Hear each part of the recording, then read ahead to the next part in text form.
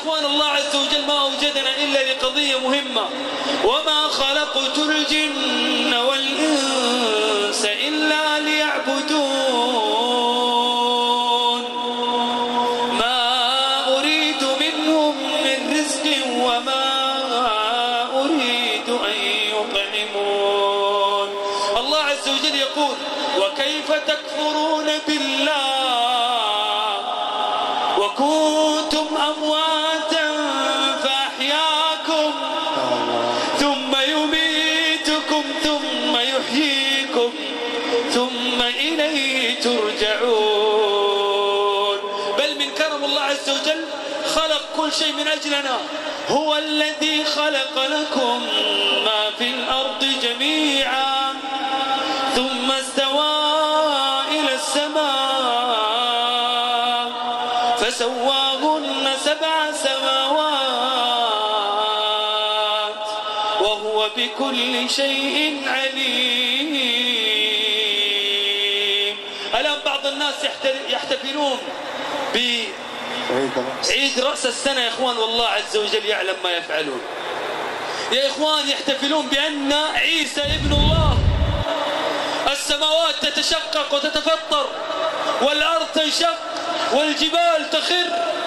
وقالوا اتخذ الرحمن ولدا لقد جئتم شيئا إدا تكاد السماوات يتفطرن منه وتنشق الأرض وتخر الجبال هدا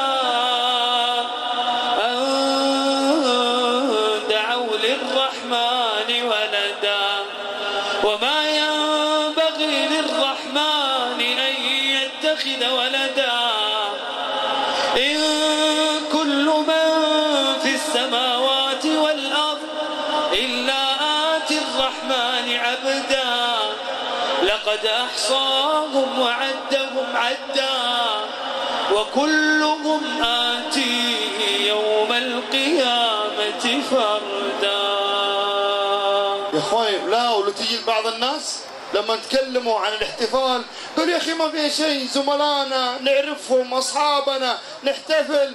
يا حبيبي المسألة مسألة انتقاص لله، المسألة مسألة شتم وسب للذات الإلهية.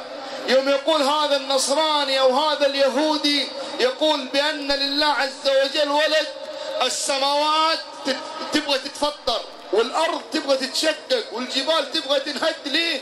أن دعوا للرحمن ولدا. ولما نجي على صعيد البشر وعلى بعض شبابنا وعلى بعض المسلمين قال يا أخي ليش التشدد هذا؟ يا أخي مو تشدد بيني وبين القرآن. الله عز وجل يقول تكاد السماوات يتفطرن وتنشق الأرض وتخر الجبال هدا. ليه كل هذا؟ دعوا للرحمن ولدا دعوا للرحمن ولدا وما ينبغي للرحمن أن يتخذ ولدا. قل الحمد لله قل الحمد لله وسلام على عباده الذين اصطفى الله خير أما يشركون. الحمد لله الذي لم يتخذ ولدا الحمد لله الذي لم يتخذ ولدا ولم يكن له شريك في الملك ولم يكن له ولي من الذل وكبره تكبيرا. لو نعظم أوامر الله عز وجل يا أخي نبغى نعتز بإسلامنا. إيش الإسلام اللي أنت تعتنقه؟ إيش التوحيد اللي في قلبك؟ إذا جاء وصل بنا الحال نحتفل بكريسمس وبعيد رأس سنة وأصبحنا نقلدهم في كل صغيرة وكبيرة. قلدناهم في لبسهم، قلدناهم في قصاتهم، قلدناهم في أشكالهم، قلدناهم في أعيادهم. يا أخي فين إسلامنا؟ فين ديننا؟ فين عزتك بالإسلام؟ فين عزتك بالإيمان؟ فين حب الله عز وجل في قلبك؟ أقسم بالله وصل الحال ببعض المسلمين أنه يحتفل بعيد النصارى أكثر من احتفاله بعيد الفطر والعيد الأضحى. فين الإسلام؟ فين حب الله؟ فين تعظيم الرسول صلى الله عليه وسلم في قلب؟ تبارك الذي نزل الفرقان على عبده ليكون للعالمين نذيرا.